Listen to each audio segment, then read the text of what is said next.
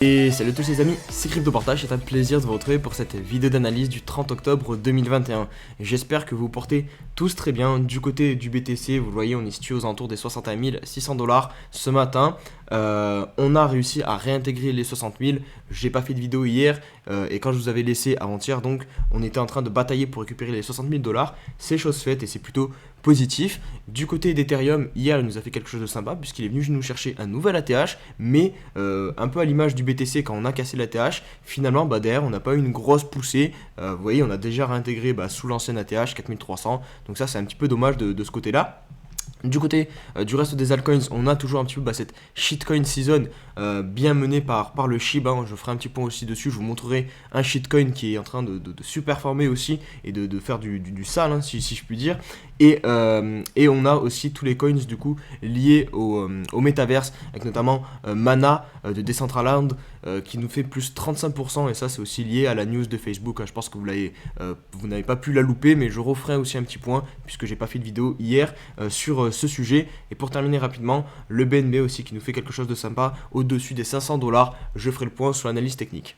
Comme d'habitude, n'hésitez pas à liker la vidéo et aussi mettre un petit commentaire, ça aide pour le référencement. Voilà, donc merci à toutes les personnes qui le font.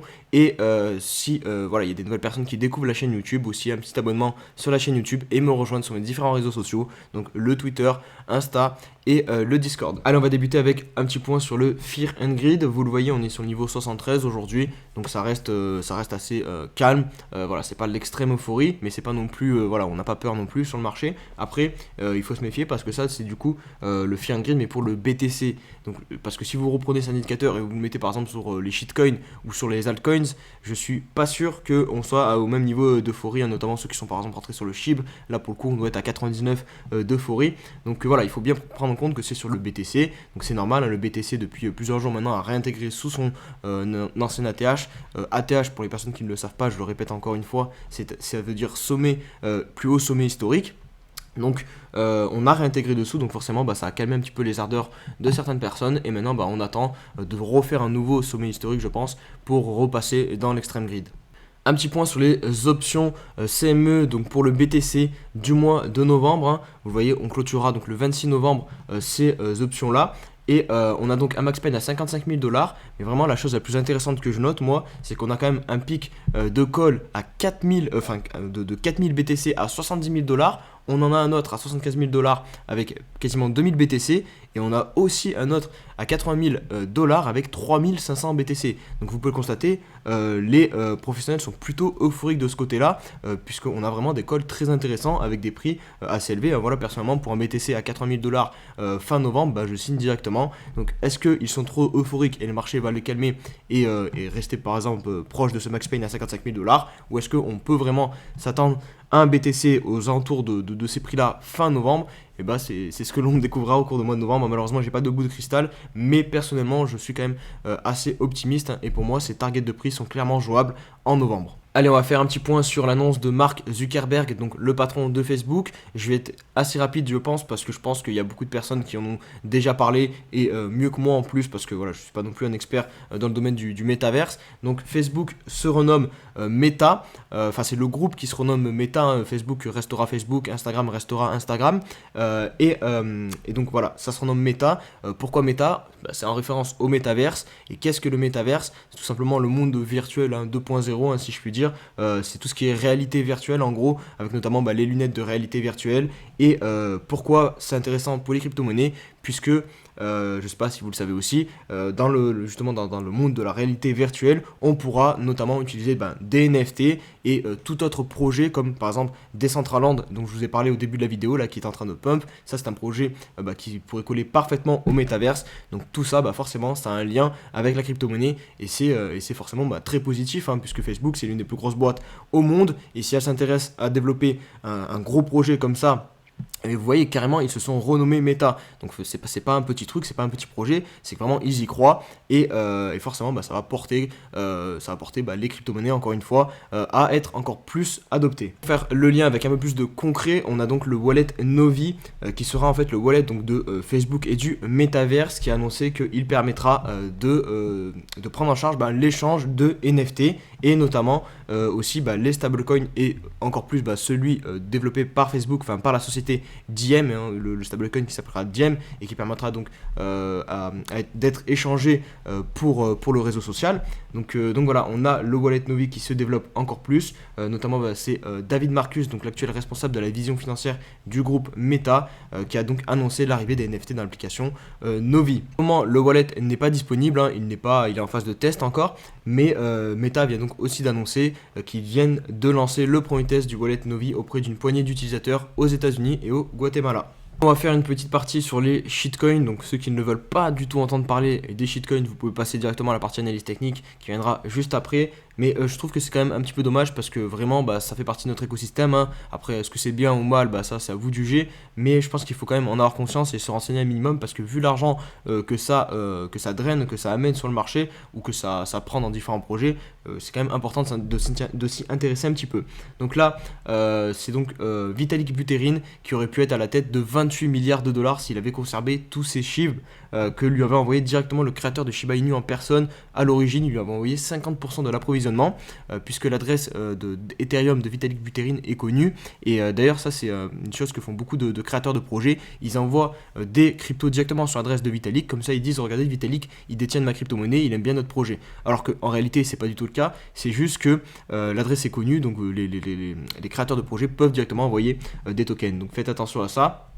Donc ce dernier, il avait reversé une partie à un organisme humanitaire situé en Inde, hein, de mémoire si je dis pas de bêtises, et il avait littéralement brûlé le reste des Shiba que lui avait envoyé le créateur. Et si jamais il avait conservé ces Shiba, il aurait actuellement plus de 28 milliards de dollars aujourd'hui. Tout ça pour dire que le Shiba est bien rentré dans le top 10 des crypto-monnaies avec une market cap de 40 milliards de dollars.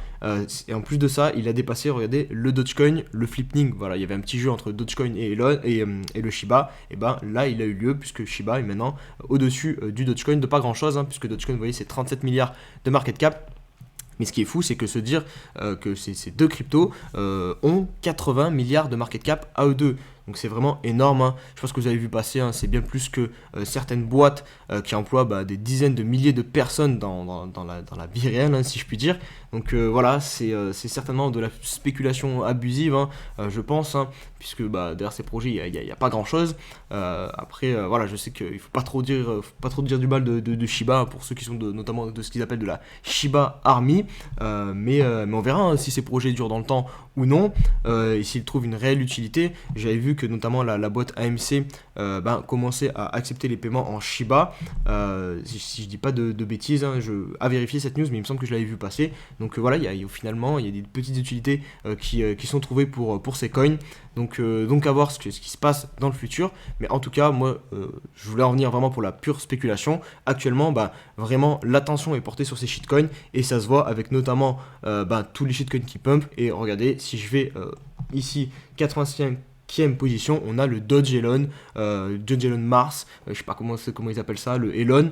J'en ai pris un petit bag parce que du coup je me suis dit je vois bien qu'il y a une hype actuellement autour des shitcoins, donc j'ai pris un tout petit bag, 1%, et ce truc il te fait un x3 en quelques heures, en quelques jours. Enfin bref, c'est du cran, n'importe quoi, juste parce que voilà, on a mélangé le Doge et Elon et ça nous fait un truc incroyable. Donc là il draine 1 milliard de market cap, il est sur un 376% sur la semaine. Donc voilà, c'est des pumps énormes et très rapides. Donc faites bien attention. Là, je vais surtout parler aux plus débutants. Faites attention sur ces trucs-là. Ça dure jamais très longtemps. Ça peut très vite se retourner. En tout cas, c'est d'expérience ce que j'ai vu. Donc voilà, je vous partage mon expérience. Maintenant, vous en faites ce que vous voulez. Si vous voulez pas m'écouter, vous voulez acheter du Shiba, du Dogecoin et du Doge Elon au plus haut, vous pouvez essayer de le faire. Mais attention, ça peut très vite se retourner. On se retrouve pour l'analyse du BTC. Vous le voyez, j'ai dessiné ce petit canal descendant. Finalement, il est assez pertinent, je trouve. Je sais pas si je l'avais mis dans la dernière vidéo, mais en tout cas, là, on est théoriquement sorti de ce canal descendant. Alors on peut voir ça comme un drapeau, je vous le montrerai sur le daily, c'est encore plus parlant, mais en tout cas on est en théorie sorti de cette figure. En plus ça, on regardait les volumes, on en a eu quand même pas mal, donc ça valide l'hypothèse de la sortie de cette figure. Maintenant vous voyez, depuis qu'on est sorti, on est en train de corriger. Donc est-ce qu'on vient faire un pullback sur l'oblique ici comme ça, hop, avant de repartir? C'est une hypothèse, mais en général on n'est pas censé faire de pullback sur ce genre de figure, donc c'est pas forcément top, hein. Donc on est peut-être sur un fake out. On a quand même cependant récupéré les moyennes mobiles, on est repassé au-dessus, donc on repasse boule au niveau du momentum, hein, sur les 4 heures. Il y a des creux de plus en plus hauts. Mais maintenant, on a quand même des niveaux clés. Un niveau clé, notamment ici, la résistance 63 700 $. Vous voyez, elle nous a stoppé une fois, deux fois. Et on verra si elle nous stoppe une troisième fois ou si on arrive au minimum à aller la chercher. Parce que pour le moment, on n'est pas encore venu à aller la chercher.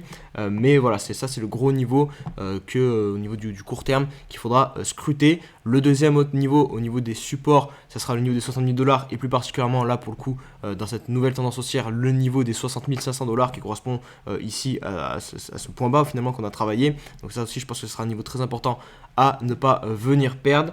Donc ça, c'est les deux petits niveaux au niveau du court terme que vous devez surveiller, 63 700 $ et les 60 000 $. Si on se met sur le daily, donc comme je vous disais, hop, ce sera un peu plus parlant ici, l'espèce de drapeau de fanion qu'on a fait. Regardez, hop, en fait on est dans une tendance haussière et hop, on fait une petite correction. Et généralement quand on corrige comme ça, hop hop hop, on descend.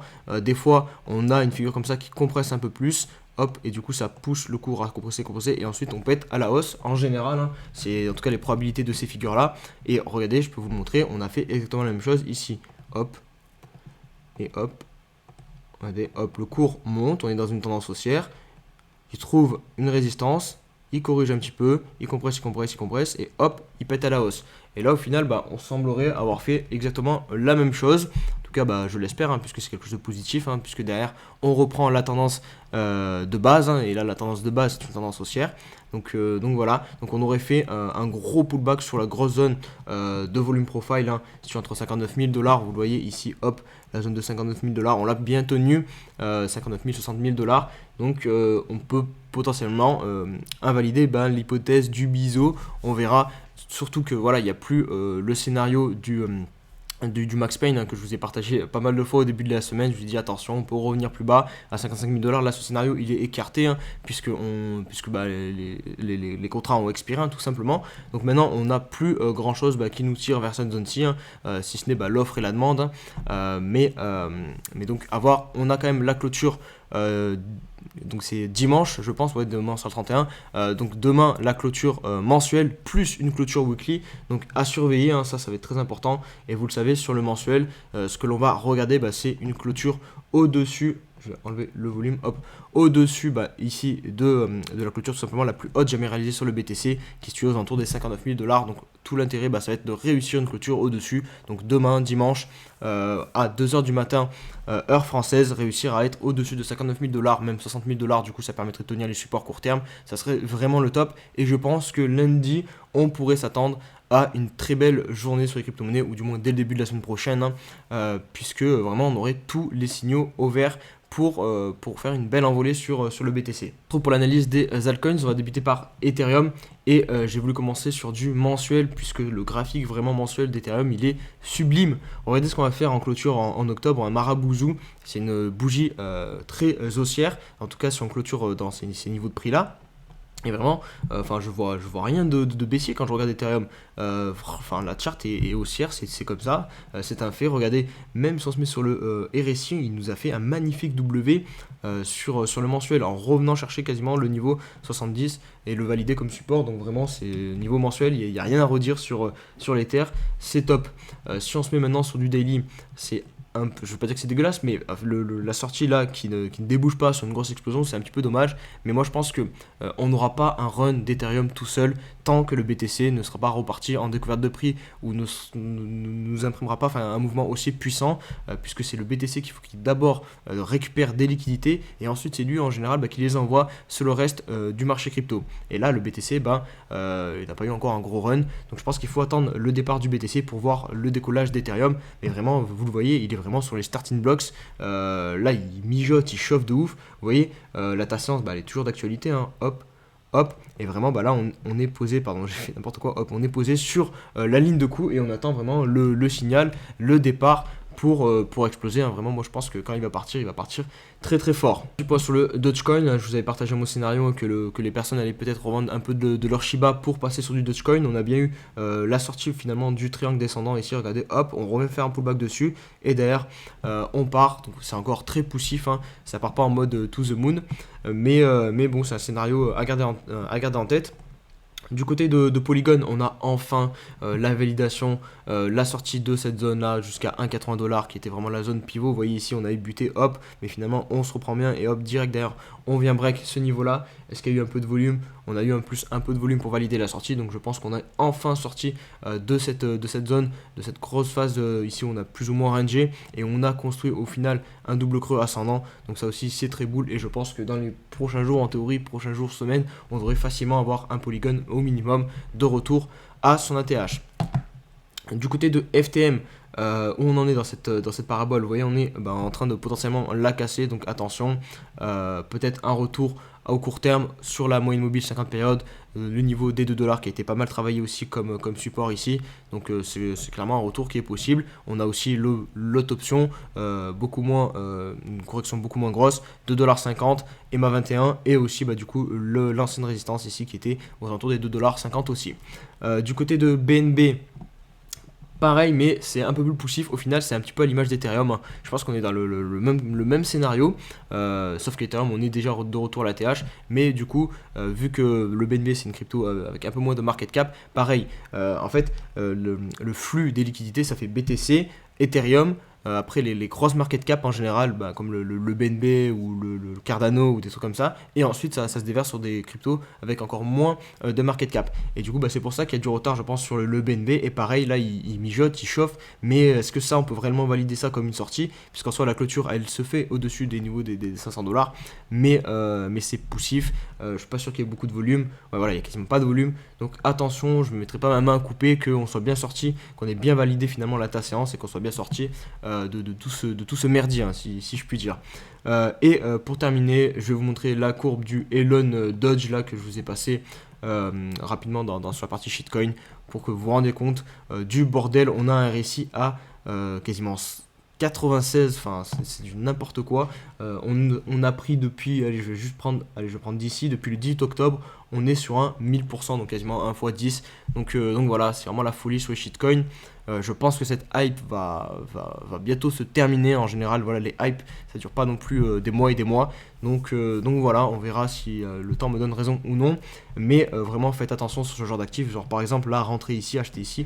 Pour moi, je trouverais ça inconscient. Sauf si vous faites de manière, construite avec un plan très clair. Là, oui, il n'y a pas de problème, hein. Si vous mettez un stop loss, un niveau clair de TP, ok, vous pouvez le faire, hein. Vous tentez votre coup, vous tentez avec un plan. Et ça se fait. Mais rentrer ici, par exemple, pour de l'investissement, c'est une folie. Ça serait une folie pure selon moi. Voilà les amis pour la vidéo, hein. J'espère qu'elle vous a plu. Si c'est le cas, comme d'hab, n'hésitez pas à mettre le petit pouce bleu et on va se dire à demain pour une nouvelle vidéo. Allez, ciao.